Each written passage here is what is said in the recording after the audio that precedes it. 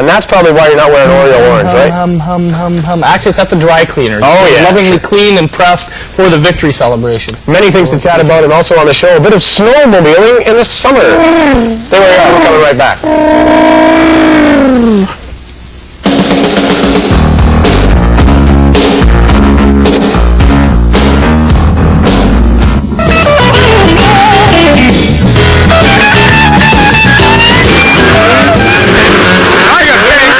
Told me I was going to go snowmobiling for the sports show. I figured a little odd that's in September, but what the heck? Man-made snow, artificial ice, we'll have a blast. Well, not only am I going to be snowmobiling on thin ice, I'm going to be snowmobiling on no ice here at beautiful Lake Kelso. Start your engines!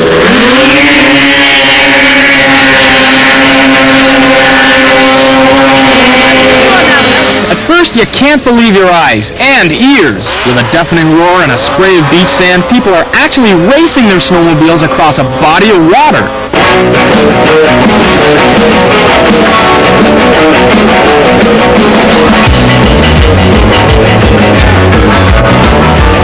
These are factory model machines, and to qualify for a race, they're not supposed to float. Apart from the seat and life vests, any equipment that's buoyant is illegal. The idea is to skip your snowmobile across the water like the rest of us skip stones. Sometimes you're successful, and sometimes you're not. I mean, everybody's got motorboats and etc. and model planes and whatnot, but there's just not very many people into snowmobile watercross, and it's kind of a rare breed, you know. This is not a one-time wacky event like bathtub racing. It's one leg of a North American watercross tour, and they're racing for prize money. Not surprisingly, the participants all hail from strongholds of winter snowmobiling, areas like Quebec, Wisconsin, and Minnesota. Toronto's well represented by a 4-man team sponsored by Security Locksmiths. And humble men they are too, because they can't decide who's the top driver.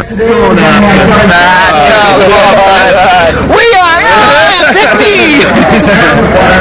Joe, Andy, Jim, and Brian started racing because they didn't want to summer store their snowmobiles.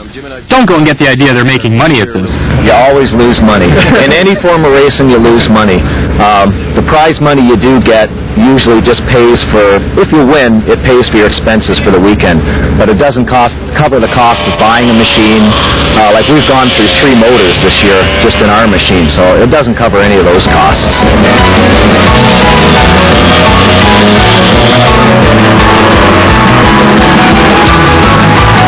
There are 3 classes in watercross. The first, the drag, straight across the water. Number 2, the pro sprints, 3 skidoos taking 3 laps each. Number 3, the sport class, 1 skidoo, 2 laps against the clock. Go figure. The sprints are the trickiest because not only do you have to skip the darn things, but turn them too. The big thing is your weight ratio, you know, how it sits on the water. You want it to sit up and out. You don't want your skis ever to go in the water until you actually come to a corner. Because once you put the skis in the water, it's just like putting the brakes on.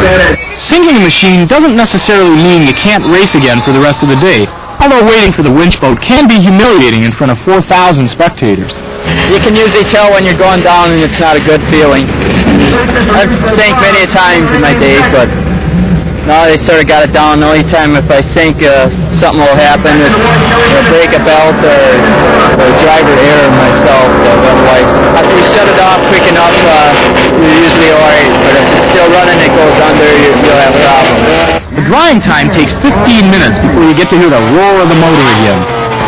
This is my second year on the circuit, and I am getting around the ovals pretty well this year. Well, last year I sunk every time out.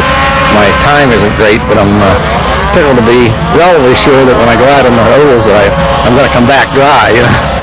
Russ Reisinger and his son Randy are probably the only watercross racers in Pennsylvania.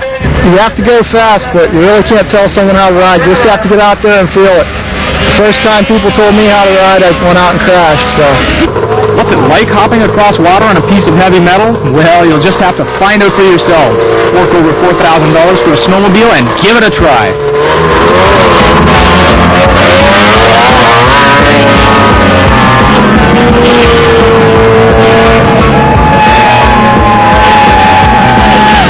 And once you've mastered it, give water skiing a whirl.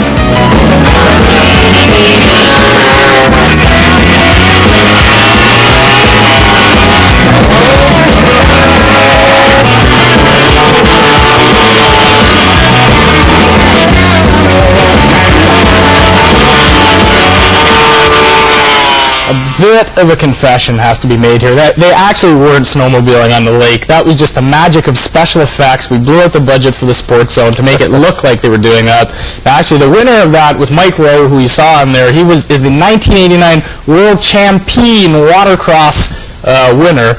And I don't know if that's a true world championship, though. Are the Soviets doing that yet? Have they gotten into the watercross thing? I don't know. Microwave. Well, that was wild. Wild-looking sport, but congratulations for being intrepid enough to go out and try another dangerous sport with a sports zone.